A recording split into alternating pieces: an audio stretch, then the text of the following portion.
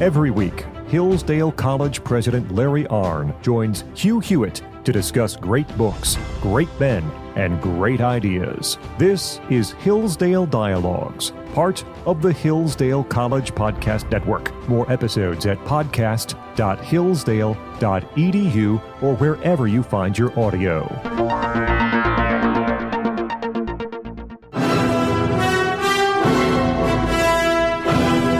Morning glory and evening grace, America. I'm Hugh Hewitt. That music means it's time for the Hillsdale Dialogue on this Good Friday. I'm pleased to welcome Dr. Larry Arnn, president of Hillsdale College, back with me. Dr. Arnn, in advance, a happy Easter to you. I assume you're going to have a glorious celebration on the campus chapel? Oh, yeah. Easter's fun in a college. Lots of music? When you get past Lent. Yeah, we had a Passiontide concert here the other night, and it was simply world class. We have a sacred music choir, and it's conducted by a man named Tim McDonald, who's maybe one of the best in the world. And the thing was just transformative. It was just lovely to watch. I envy you that chapel, that setting, and that music. Dr. Arnn, we got a lot to cover today. We're not going to touch on the Florida State shooting. It takes at least 96 hours for people to have facts straight. But I want to begin by asking, we're coming up on the 100 days mark. We won't talk again until after it's passed, except about Churchill next week. We'll be back into his early life. I'm curious what you think about the exercise of the 100 days. Well, I never saw so much energy and purpose. It comes very fast. Critics of it, there are two bunches that I noticed. One bunch just hates what he's doing and hates him. Another bunch thinks it's all too reckless and chaotic, and he's doing too much. And I don't know. I think that there's a plan, and I am excited to watch it. I don't know if it'll be successful or not. Nobody can. But the plan is he wants to get the government under control, and he wants to get the expense out of it, so much expense at least. He wants to settle some wars, and he wants to adjust the terms of trade all over the world. And those are the main things he's working on, and he's been saying that since what? Well, it actually goes back before his political career, but at least in a political career since 2015. I want to begin by talking about the one big thing he opened up on this week, which was Harvard, and before that, Columbia. But then he came back at Harvard hard yesterday or 2 days ago on Wednesday and said, well, maybe you should lose your tax exemption. And when he said that, Lawrence Summers, former president of Harvard, former secretary of the Treasury, posted, any self-respecting Treasury secretary would resign rather than have a department be complicit in the weaponization of the IRS against a political adversary of the president. Harvard will endure, and it is far, far from perfect. But if this directive is not withdrawn, the administration will have taken another substantial step away from the rule of law and democracy. For the benefit of our viewers, Dr. Arnn, Harvard has been found guilty of discrimination on the basis of race in admissions in 2023 by the Supreme Court, and we have all seen with our eyes systemic anti-Semitism throughout the campus, which to my mind has not been remedied, much less even confronted, as the people who engaged in at least one of those acts got their degrees and have been somewhat honored around campus. So I think Harvard's in big trouble. And when the Department of Education, a couple other agencies send you 6 pages of suggestions on how you might get right, and you say, off with you, a high-handed dismissal. What do you make of that exchange, and what do you think is going to happen? I don't know what Trump is thinking any better than anybody except him, but there's a pattern. He's a fighter, and when he's in a negotiation and somebody's fighting, he ups the ante. He's also capable of withdrawing. He does that, too. So where he is right now is that he told them they need to do some things, and they said they won't, and they're going to go to court. That's what they'll do. About the tax exemption thing, I looked it up this morning. I hope it doesn't come to that. I don't think it will. But there's a procedure for that, and there's a law governing it. And so he's got to apply to the IRS. I read in one paper this morning that he's done that. And he can't order them to do that. Well, he can order them to do it, but they don't have to do it. They have to process, and they have to find out a bunch of stuff and investigate and make a ruling, and it's appealable. So there's a whole lot of steps, and the president can't take them unilaterally. And I think that's good. I mean, we did see the weaponization of the IRS in the Obama years, and you don't want that, right? That's a bad thing. But having said that, the Harvard has violated federal law, and they're getting $2.2 billion a year from the federal government. And, a great resolution would be they should not take the money. Huh. That's a good thing. But it's a lot of money. I read one place, a man at the great Martin Diamond used to say it, who taught at Claremont McKenna College, used to say, the finances of this college are too complicated for my simple Jewish mind. But and the finances of Harvard are like that for me. I don't know them. I haven't studied them. But it might be a third of their revenues coming from the government. And that's a lot of money. By the way, you say $2.2 billion. I've seen that number. I've also seen $9.2 billion. And I've also seen, whatever it is, it's a point of leverage for the federal government to say, we're not going to subsidize a college that is engaged in systemic discriminatory practices. Number two, they can pull the tax exemption. And I have a bit of a disagreement with you because the IRS is part of the executive branch. And if the president tells them to do it, I think they have to do it.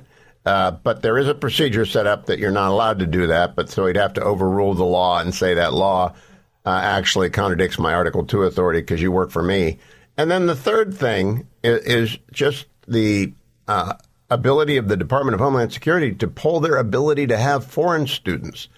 Something I discovered just yesterday is that the Department of Homeland Security gives letters to colleges that says you may admit these students with these visas, and they don't have to get that letter. And that's a lot of money for Harvard. So it seems to me what their acting president did, again, I've got the original letter to Dr. Garber from Department of Education, a couple other agencies, that asks him for governance and leadership reforms, merit-based hiring reform, merit-based admissions reform, international admissions reform, viewpoint diversity in admissions and hiring, reforming programs with egregious records of anti-Semitism or other bias, discontinuation of DEI, student discipline reform and accountability, whistleblower reporting and protections, transparency and monitoring. It's really quite a long letter, to which less than 72 hours later, the acting president of Harvard sends this letter out, which says, the promise of American higher education, which I thought laughably high-handed. And he said, we have informed the administration through our legal counsel we will not accept their proposed agreement. So it's a dismissal of a demand letter. I really don't know what you do here. Well, the big weapon has been used, right? They're waiting for a lot of money from the government, and they're not going to get it for a time being, at least. And so, that's, and I think that's right. I think, there's a Supreme Court, there are two big Supreme Court cases, and we're involved in both of them. And both of them, and what they say is, if you take the money, you're subject to rules. Yes. And so there's their weapon, right? And Harvard has got a lot of endowment. They're rich, but they appear to have a lot of expenses, too. And so they would have to restructure themselves in important ways to do without the money. But I stand as proof that can be done. And so, that'd be an honest way to go. And you could also reform admissions and hiring and encourage viewpoint diversity. When I was there was genuine viewpoint diversity. You can have Harvey Mansfield and Judith Sklar on the same faculty teaching the same subjects. You're going to get viewpoint diversity. And it was throughout the university. Moreover, it was very welcoming of open debate. It was 1970, so we had every presidential candidate imagining coming across campus. But the Financial Times this morning has this headline: Can Harvard hold out against Donald Trump? The assault on America's most venerable university is at the center of the White House culture war. I don't think it's at the center of the White House culture war. I think it's at the center of whether or not we're a republic of laws that everyone's got to obey. If you know about colleges, you will have respect for Harvard. They are our oldest college, and they are very elite. And there are some things that they're really great at. But I do think they have lost their way according to their own principles. Hold on a second. I want to come back to what they lost their way on with Dr. Arnn. Don't go anywhere, America, on this Good Friday. Dr. Larry Arnn is with me. All things Hillsdale at hillsdale.edu. Stay tuned. It's no secret that Americans are more divided than ever. And it's not just over what policies will improve our great country. No, it's over whether America is great at all, whether America deserves our love. That's why Imprimis is so important. Imprimis looks at the issues of the day from a constitutional perspective, reminding citizens always of our great heritage of liberty. For more than 50 years, Imprimis has featured speeches from the smartest conservative thinkers and writers at Hillsdale events. These days, Hillsdale publishes people like Molly Hemingway, Andy Puzder, Harmeet Dillon, and Chris Rufo. Over 6.4 million American households and businesses receive Imprimis absolutely free. And I urge you to sign up for it today at no charge. To get your free lifetime subscription, go to hillsdale.edu/lifetime right now. Welcome back, America. I'm Hugh Hewitt. Dr. Larry Arnn is my guest. The Hillsdale Dialogue underway. All things Hillsdale at hillsdale.edu. All of these dialogues can be found at hughforhillsdale.com. Every now and then, we take a break from our book. Our book right now is My Early Life by Winston Churchill. We'll be back to that next week, and it's a fabulous couple of chapters coming up, so don't miss that.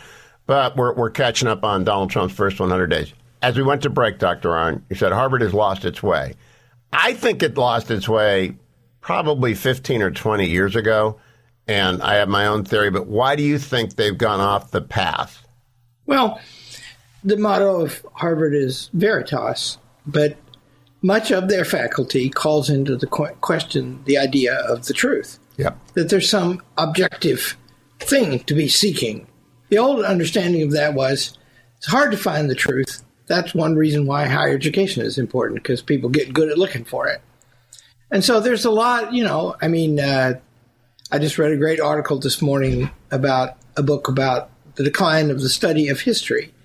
And some of our foremost historians today say that there is no objective pursuit of the facts about the past. Well, then, what is history then? And what is a university if it purports to teach it? So that's where they've lost their way. And I think, another thing that goes on, I object to the whole structure of the way we fund education today, because it locates authority a long way from the student.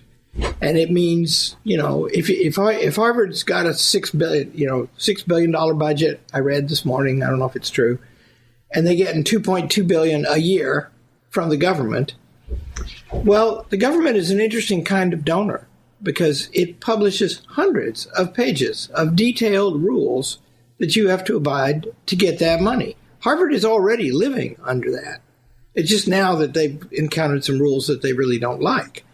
And so that means that in your operation of your college, if you have that money, you've got your students in front of you. You're supposed to try to teach them. You're supposed to try to help them grow. But then you've got this other thing over here, and it's a bunch of rules made by people who are not teachers. And it just looks to me, it's just terribly distorting of the whole phenomenon.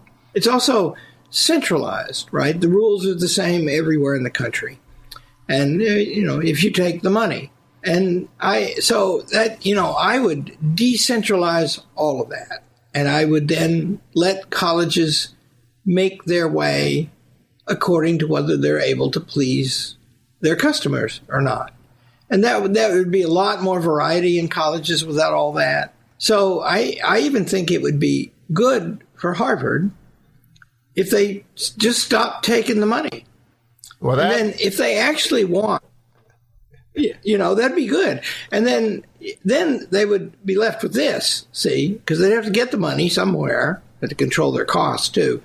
But there in Harvard, Jewish students have been assailed and spat on and dirty Jew called out stuff, a lot in recent months. From the river to the sea, Palestine will be free is a call for genocide. Yes. That's right. But I mean, direct individual threats too, yes. Right? We got them on film. Of people who are supposed to, who are supposed to be colleagues of yours in a partnership, which is what the word college means, see? So if they want to do that, they should be prepared to proclaim it to the world. And if they didn't have all that money from the government, they might have to do that. And of course, they don't say they do that because that's indecent. But they do it. They permit it, at least. They have done extensively. And that court case about race preferences, that's a very dramatic thing you mentioned, right? It's dispositive. They were discovered to have discriminated against Asian American applicants because they were Asian American. And the Supreme Court said, you may not do that anymore. And they said, you have to read it closely. What they said is, we'll get a workaround. Talk to us in your essay about who you are, and we'll work around this. I don't think they have any intention of complying with non-discrimination, Dr. Arnn, because that would be merit-based.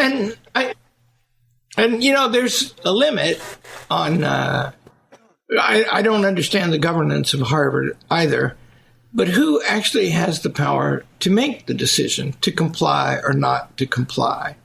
Larry Summers, who you mentioned, who's irate about all this, he got fired because a bunch of faculty members resented something he said.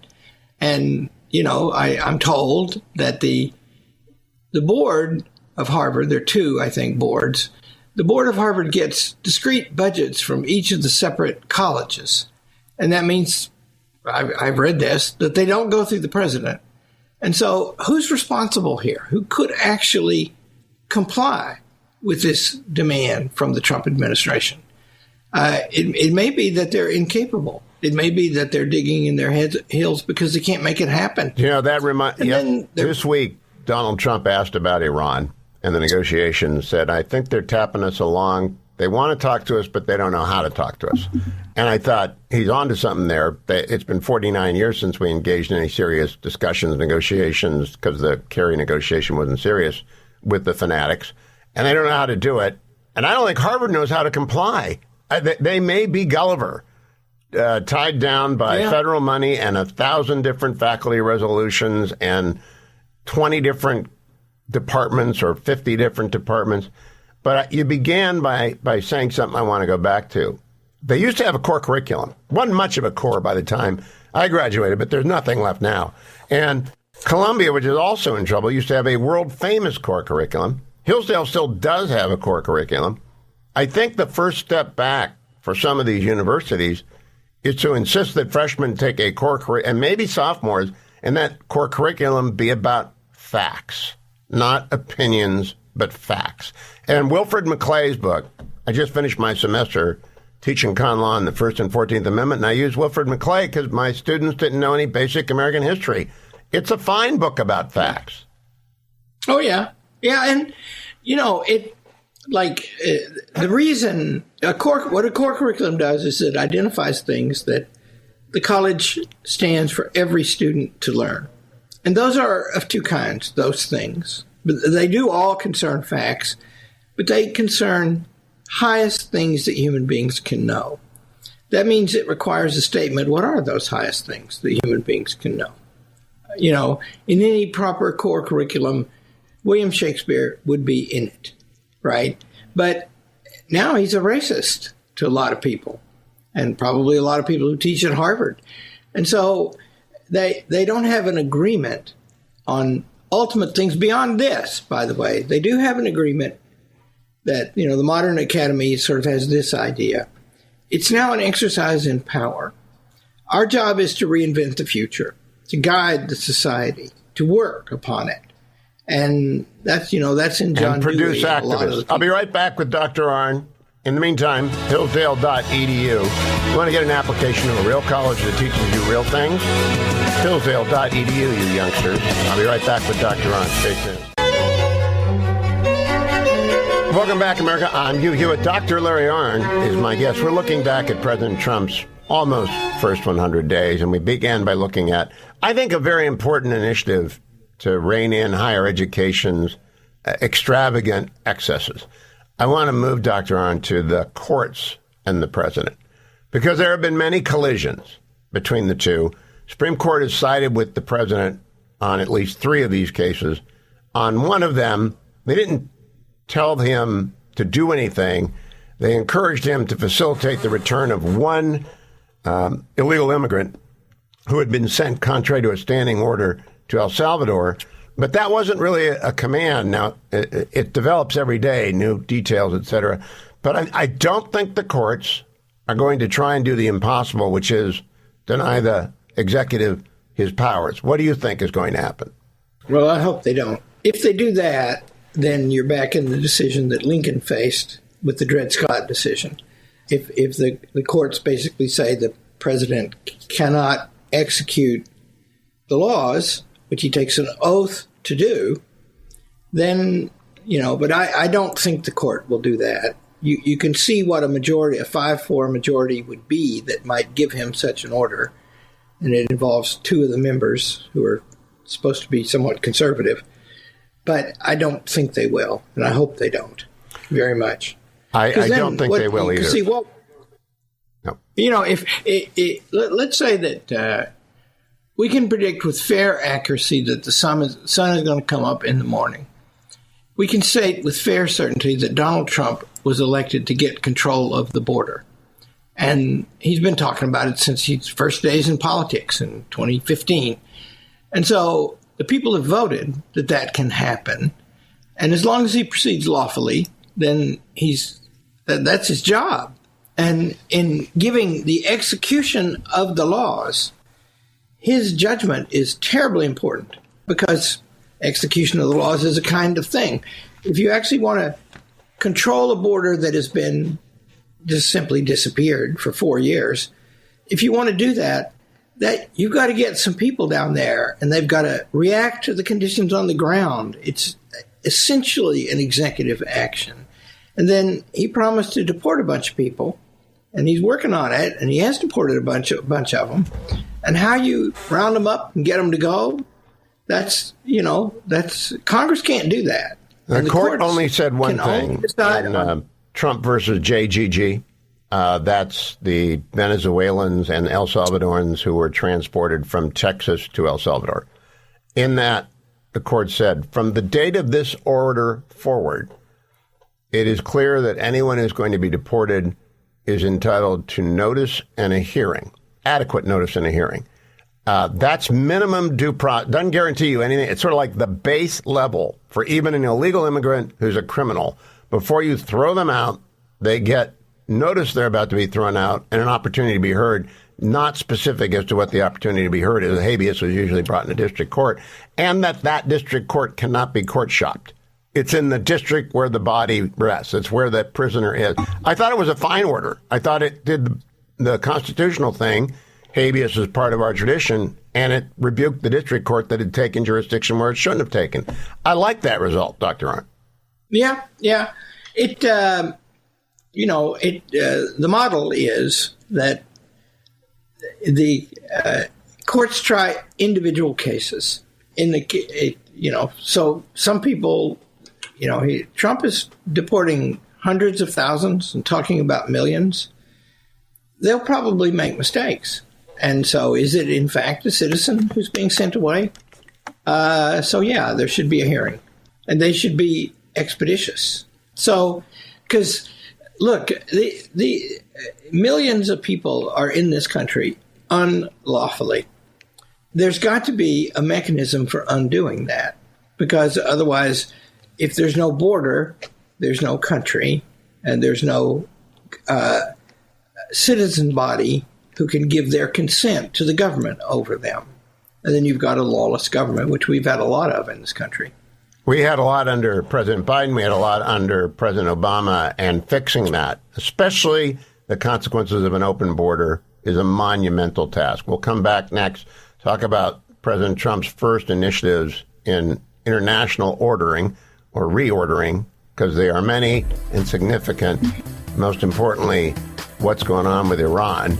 Don't go anywhere. Dr. Arnn will be right back.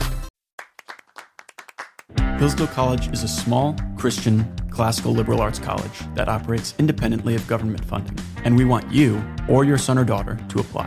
At Hillsdale, students grow in heart and mind by studying timeless truths in a supportive community dedicated to the highest things.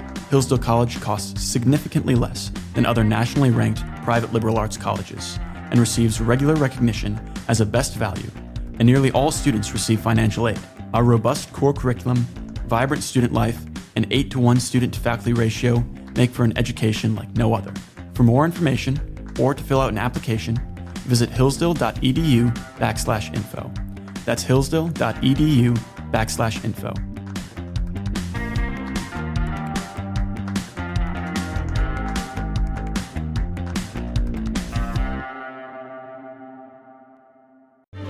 Welcome back, America. Hugh Hewitt with Dr. Larry Arnn. The Hillsdale Dialogue is underway. All things Hillsdale at hillsdale.edu. Lots of great courses.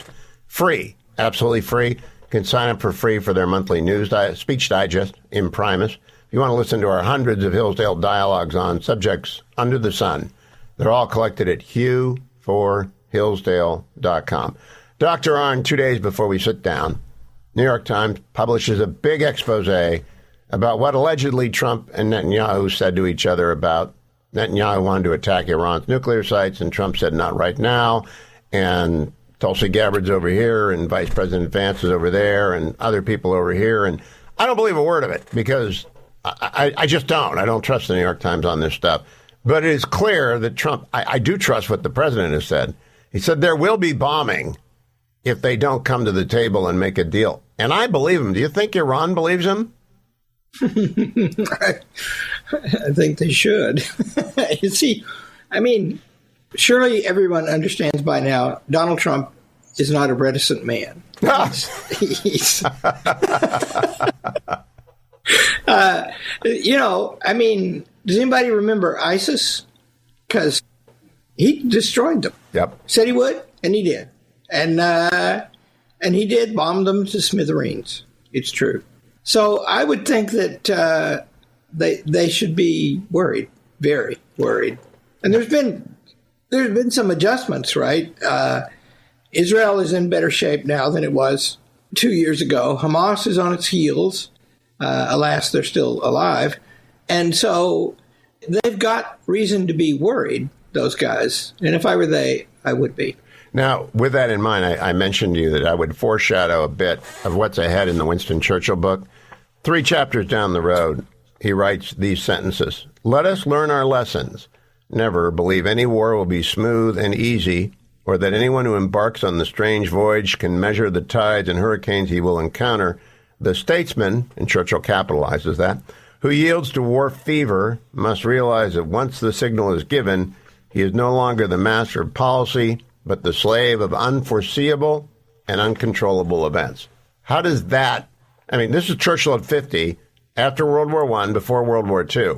How does that figure into the assessment of our standoff with Iran? Well, you only go to war when you must, right? And so the judgment, and see, they're being deliberate about it, right? They didn't go get them right now. The judgment he has to make is, do I have to do this? And, you know, Iran having a nuclear weapon would be a bad thing. So he has to make that judgment. And then, you know, you also have to say, and see, this is what Churchill was, by the way, I wrote a letter to the Daily Telegraph. I don't know if they'll print it. But they're talking about conservatives who are turning on Winston Churchill, and those who are making a mistake. But we have not understood properly that Winston Churchill was very reluctant about war. He was also very good at it. And so those two things go together, right? I mean, the Germans in 1914, they went to war. They attacked Belgium to start, and they had a treaty not to do that. And Belgium hadn't done anything to them. And the Kaiser permitted that, and that was the last significant order he ever gave in his life. And after the war was over, he wasn't the Kaiser anymore. And so Churchill is very aware of those things, and we should be too. So we should only go to war if there's not a choice. And we should restrict our war aims too. We've made mistakes, in my opinion, you know, trying to build democracy in countries that have never known them. And we've spent a lot of money and a lot of time trying to do that. We still haven't got that done. And so it's a calculation, and it's a hard one, and one should be reluctant about it.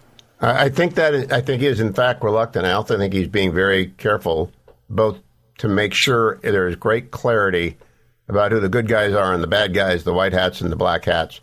He's got Zelensky to come to the table and put everything on the table. Putin hasn't come to the table yet, so we know who's got the black hat there. We already knew that, but he has set it up so that no one can deny he tried to get a deal. And he set it up so that Iran has a chance to avoid the stealth bombers in the sky. I mean, we can demolish all of that stuff. And I think this is prudent. I think he's being very prudent with both of those actors. Do you? I do. And see, let's put it this way. I never believed. Trump said in the campaign two things that one of them's been disproved. He said the war wouldn't have happened if he had been the president. And of course, True. We can't know that. He wasn't. And he said that he could make a deal quickly. I never believed that. But as a statement of his intentions, he certainly got right on it, and he's been trying. And see, it takes two to make a deal. And some people have thought through this Ukraine war that Russia is ever nearing the point of collapse, and it's near now. And some people think they've been strengthening through the war. If the second is true, then it's going to be very hard to make a deal. If the truth is in the middle, it's going to be complicated to make a deal. If they're near collapse, I think he'd probably have his deal already. And so, in other words, they did this as an act of policy, and they'll do what seems in their interest. We have to wait. We have to wait and watch. I'll be right back with Dr. Arnn. Don't go anywhere. One more segment. Welcome back, America. On this Good Friday, Dr. Arnn and I join in wishing you a happy Easter and a blessed Good Friday. I want to cover two more things in 2.5 minutes, Dr. Arnn. You mentioned the trade policy early on. I happen to be of the opinion that it exceeds the president's authority under the International Emergency Economic Powers Act. But we'll find out. We'll get to that in the end. In the meantime, the market will deal with it. But then there's also this magnificent thing taking shape on the Hill that no one's noticing it. The Republicans actually didn't shoot themselves in the foot. Mike Johnson turns out to be mild-mannered Superman. He comes out, he looks like Clark Kent in front of the cameras, but he's got Donald Trump behind him with a superpower. They got a deal on the budget. I think they'll get a deal on reconciliation. That's the big win of the 100 days. Yeah. Well, the Republican Party has changed a lot since the day Donald Trump came down the elevator. And it's less divided. It's got a thin majority, and it seems to be able to use it. And Mike Johnson is, a Superman was only strong when he took his glasses off. Mike seems to be pretty good with them on. And I think Trump is helping him. I think that Senator Thune, Speaker Johnson, their leadership teams, they meet a lot with. We don't know a lot. Contrary to everyone else who's reading Trump's mind, I resist the effort, the temptation to try and attribute to Trump thoughts that are my own. But all I watch is the results. And the first results are where we're 100 days into a 1,431-day term. There's a lot more Trump coming, Dr. Arnn. Are you optimistic about it? Oh, yeah. I believe I can read Donald Trump's mind. All you have to do is listen to what he says at the moment of action. Up until that moment, Lord knows. And he does tend to explain things as he does when he does them. He wants, what do they want to do? I mean, Scott Bessant, who's very impressive to me. Yes. And put together things he's saying with what Elon Musk is saying. We're generating debt at a horrific rate, a frightening rate. And so what's their plan? Their plan is get $1 trillion out of the budget, get growth going again, and then the first thing is stop it from getting worse, and then start growing our way out of it and continuing to control the expenses of the government, which has just not been a subject of interest to the rulers of our nation for a long time. But it is to Donald Trump. We got to do that. I think you're right about that, and that will be a significant part of the next 1,341 days, plus a couple since we did the 100 days early. Dr. Larry Arnn, thank you. Thanks for listening to the Hillsdale Dialogues, part of the Hillsdale College Podcast Network. more episodes at podcast.hillsdale.edu or wherever you find your audio. For more information about Hillsdale College, head to hillsdale.edu.